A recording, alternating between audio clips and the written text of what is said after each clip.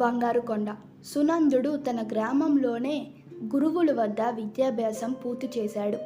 ఇక చదవాలన్న కోరికతో చాలా దూరంలో ఉన్న తక్షశిలకు వెళ్ళి తనకు ఎంతో ఇష్టమైన లోహ శాస్త్రాన్ని చదివి పూర్తయ్యాక సొంత ఊరుకు బయలుదేరాడు.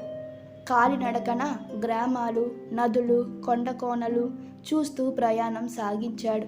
సోనగిరి అనే గ్రామానికి దగ్గరలో ఉన్న అరణ్యంలో అతనికి ఒక కొండ కనిపించింది. సూర్యరశ్మి పడడంతో ఆ కొండ వింత కాంతితో మెరవసాగింది. సునందుడిని ఆ కొండ సౌందర్యం ఆకట్టుకుంది. అక్కడ ఉన్న రాళ్ళను పరిశీలించి ఆశ్చర్యపోయాడు. ఉటావుటిన అక్కడి నుంచి బయలుదేరి రాజధాని నగరానికి చేరుకున్నాడు.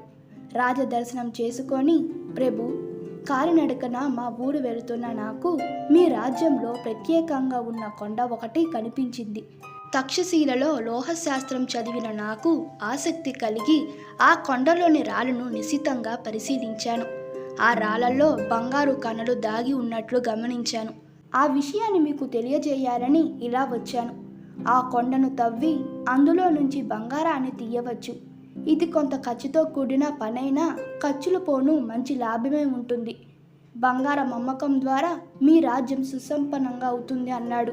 తన రాజ్యంలో బంగారు కొండ ఉండేదని పట్టలేని ఆనందాన్ని కలిగించింది రాజుకు. నేను మంత్రివర్యతో చర్చించి మీకు కబురు చేస్తాను అని సునందుడిని పంపించి మంత్రి కుశగ్రహ బుద్ధితో విషయం చెప్పాడు రాజు. దానికి కుశగ్రహ బుద్ధుడు, ప్రభు, ఆ కొండ మీద పడ్డ వర్షం జారి దిగువకు రావడం వల్ల కొండకు దిగువన చెరువు ఏర్పడింది. ఆ చెరువుకు దిగువన గ్రామస్తులు వ్యవసాయం చేసుకుంటున్నారు. తవ్వకాల్లో కొండే నేలమట్టం అయితే సాగుకు నీటి సౌకర్యం లేకుండా పోతుంది. పైపెచ్చు గ్రామంలోని రైతులు పచ్చగా గడ్డి మెలిచే ఆ కొండవాలులో ఏడాది పొడవునా తమ పశువులను మేపుకుంటున్నారు. కొండే మాయమైపోతే పశువుల మేతకు అవకాశం ఎక్కడా? అది కాక కొండ చుట్టూ ఉన్న గ్రామంలోని నాటు వైద్యాలు తమకు కావాల్సిన మూలికలను దాని పరిసరాల నుంచే సేకరిస్తుంటారు. కొండ మీద పచ్చగా ఎదిగిన వృక్షాలు వర్షపాతానికి దోహదం చేస్తుంటాయి, వాతావరణాన్ని చల్లబరుస్తూ ఉంటాయి. రాజ్య సరిహద్దుల్లో ఆ కొండ ఉండడం వల్ల కొండ అవతల ఉన్న రాజ్యాల దాడి నుంచి మన రాజ్యానికి రక్షణ లభిస్తూ ఉన్నది. ఇలా ఒక కొండ ఉందంటే దానివల్ల మనం లెక్క కట్టలేనంత లాభాలు పొందుతున్నాం.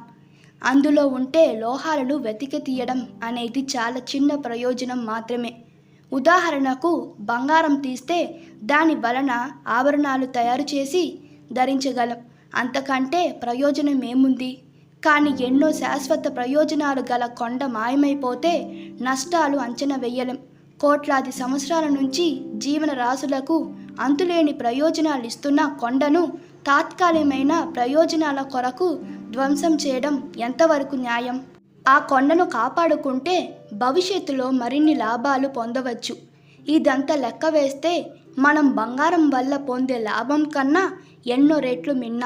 ముఖ్యమైన విషయం ఏమిటంటే కొండలు ప్రకృతి మనకు సహజంగా ఇచ్చిన వరాలు. మీకు సునందుడు చెప్పినట్లు మన కొండ ఒకటే బంగారు కొండ కాదు. మానవ జీవితానికి ఉపయోగపడే ప్రతి కొండ బంగారు కొండే. దాన్ని ధ్వంసం చేయడం తేలికే, కానీ మళ్ళీ అలాంటి కొండను నిర్మించాలంటే మానవుడి వల్ల అయ్యే పని కాదు. మనకు భగవంతుడిచ్చిన ప్రకృతిని ఏమాత్రం పాడు చేయకుండా మన తర్వాత తరాల వాళ్ళకి అందించడం మన బాధ్యత. దీన్ని మనం ఏనాడు మరవరాదు అన్నాడు. పేరుకు తగ్గట్టే కుశగ్రహ బుద్ధి అయిన మంత్రి చెప్పిన వివరణ విన్నాక రాజు కొండను తవ్వి బంగారం తీసే ఆలోచన విరమించుకొని ఆ విషయం సునందుడికి చేరవేశాడు.